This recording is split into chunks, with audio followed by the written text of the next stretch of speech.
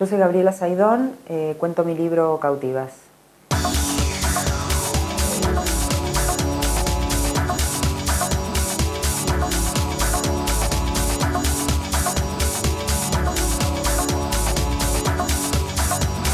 Las cautivas fueron 5 mujeres de la alta sociedad correntina que durante la Guerra del Paraguay, que fue entre 1865 y 1870, fueron secuestradas por el ejército paraguayo, llevadas al Paraguay, donde sufrieron un cautiverio de 4 años.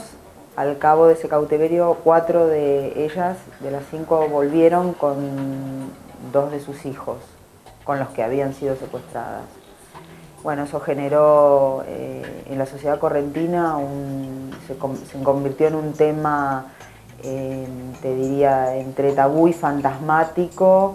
Se construyó un monumento a las cautivas que está hoy en el Paseo Mitre, frente a la orilla del Paraná, y alrededor de esa historia se construyeron y se tejieron un montón de mitos que circulan, y bueno, un poco la idea fue meterse o ir un poquito más allá de lo que la historia local contaba. A mí me habían invitado a presentar un libro anterior mío, La Montonera, que es la biografía de Norma Rostito, ahí en Corrientes, y el subsecretario de Cultura, que es arquitecto, Gabriel Romero, me llevó a dar una vuelta, como una especie de visita arquitectónica por la ciudad de Corrientes, que me encantó, la ciudad de Corrientes, y ahí vi ese monumento, y el monumento es lo que me pegó. Dije, acá hay una historia, detrás de este monumento hay una historia en la que vale la pena meterse. Después que después se convirtiera en una novela y que se convirtiera en un libro fue como un paso posterior. Ahí lo que vi es que había una historia.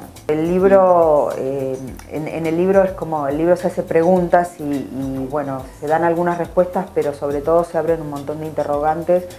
Básicamente lo que fueron es presas políticas, fueron rehenes, porque ellas eran mujeres de militares y de personajes políticos influyentes en la sociedad correntina de la época, que tuvieron una actuación importante en la guerra de la Triple Alianza contra el Paraguay. Eran militares, generalmente, casi todos eran militares, había algún terrateniente, mitristas.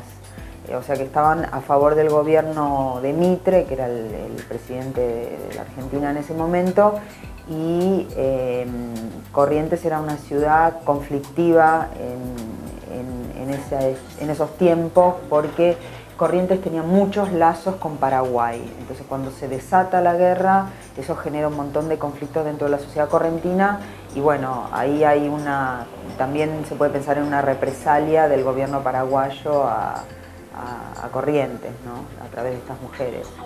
Digamos, estas mujeres no es un término que se usara en la época, pero estuvieron desaparecidas durante 4 años. Entonces el regreso es como, da la idea como de algo, de una restitución, de algo que vuelve a ser como era antes. Y estas mujeres, creo que la heroicidad puesta en estas mujeres tiene que ver también con la resistencia al cautiverio, ¿no? Creo que tiene que ver con la capacidad de sobrevivir, entre otras cosas. Estas son familias, digamos, del poder correntino. Hay una Alsina, por ejemplo, que son parientes de los Alsina porteños, por ejemplo, ¿no? Entonces, las familias están como entroncadas en ese poder, y el poder de Corrientes y el poder nacional. Entonces ahí queda como la necesidad de que ese pasado glorioso, ese pasado heroico siga sosteniéndose, digamos. Los descendientes sostienen ese pasado heroico y quedan anclados ahí, que es lo que observa Elena, que es el personaje de ficción que articula pasado con presente dentro de la novela, que es lo que observa a medida que va investigando y hablando con estas descendientes. Claro, ella tiene un conflicto personal que resolver, ¿no? No quisiera adelantar exactamente cuál es el conflicto porque no aparece al principio de todo, pero es un conflicto sentimental que digamos, es una persona que se fue de Corrientes para buscar su propio destino y de repente encuentra que el destino de alguna manera la encuentra a ella como algo de lo que no puede escapar y cómo ella resuelve ese conflicto, porque eso tiene que ver con justamente muy fuertes de estas familias donde, por ejemplo, el incesto es una manera también de mantener cierta ilusión de poder, diría yo, ¿no? El silencio se establece a partir de esta construcción de las heroínas que llegan, se arrodillan, llegan al santuario de la Virgen de la Merced, de la cual son devotas, y le rezan, y hasta rezarle a la Virgen de la Merced no hablan con nadie, hacen votos de silencio. Sobre eso entonces se tejen un montón de suposiciones. ¿Por qué los votos de silencio? Porque, bueno, era una promesa que le hacían a la Virgen si volvían, porque había cosas de las cuales no se podían hablar, seguramente, ¿no? Bueno, estas mujeres obviamente tuvieron secretos que guardar y obviamente las suspicacias y todo lo que se genera alrededor tiene que ver con la sexualidad. Digamos, de lo que no se habla siempre es de la sexualidad, porque en la sexualidad, bueno, socialmente están puestos un montón de tabúes y prohibiciones y secretos que, bueno, en la novela también se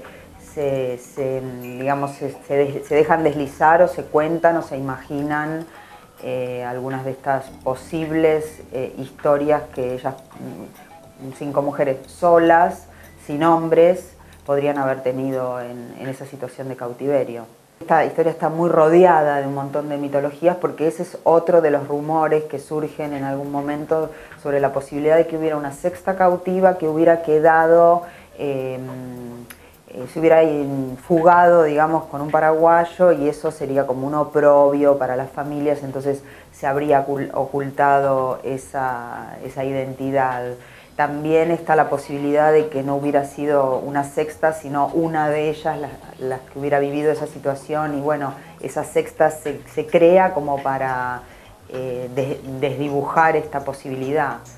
Digamos, lo que también vi es como que la sexualidad, pero no solo se condena a la sexualidad, digamos, si alguna de estas mujeres pudieron haber sido violadas, bueno, eso es un oprobio para las familias, pero creo que peor oprobio es si hubieran seguido algún deseo, que alguna de ellas se hubiera quedado con un paraguayo o que hubieran tenido relación sexual entre ellas, digamos. Porque también está la cosa que tiene que ver con esto del ocultar y del no decir del guaraní. Es una historia que tiene que haber ocurrido en gran parte en guaraní, porque es el idioma en el que se comunicaban a nivel hogareño y en el que se comunicaban también en Paraguay. Se tienen que haber comunicado con un montón de personas en guaraní. Entonces esta idea de la traducción por un lado de la interpretación que se hace a lo largo del tiempo de la historia, de las distintas interpretaciones, y también de la traducción de una lengua a otra, del guaraní al español, que se supone que es el idioma que hay que hablar. La oralidad prima, digamos, la oralidad manda. El único texto que supuestamente quedó es un relato que Victoria Bar, una de las cautivas, habría hecho en 2 oportunidades diferentes. Es la única que habló, digamos, y que fue transcripto por otra persona. Por eso también acá también está la cosa de la traducción, de la interpretación del que transcribe, y además ese texto después fue transcripto en distintos otros textos, en libros de historia de historiadores paraguayos, en revistas, e incluso hay en toda esa historia está transcripto parte de fragmentos de este texto, y es el texto escrito con el que yo trabajé fragmentariamente como para armar la ficción, porque es un texto muy duro y muy escueto en una primera lectura, pero en sucesivas lecturas y relacionándolo con otros textos y otros testimonios se va abriendo, pero de una manera increíble, la historia que hay detrás de ese texto o a través. Mientras se quitaba el kepis de la cabeza, el oficial ordenó en guaraní a sus soldados hacer lo mismo y, dirigiéndose a la mujer en la cama, le dijo, también en guaraní: «Señora, nos va a tener que acompañar». «¿Con qué motivo?», preguntó ella en español, la beba en brazos. «Tenemos órdenes directas del mariscal de llevarla presa».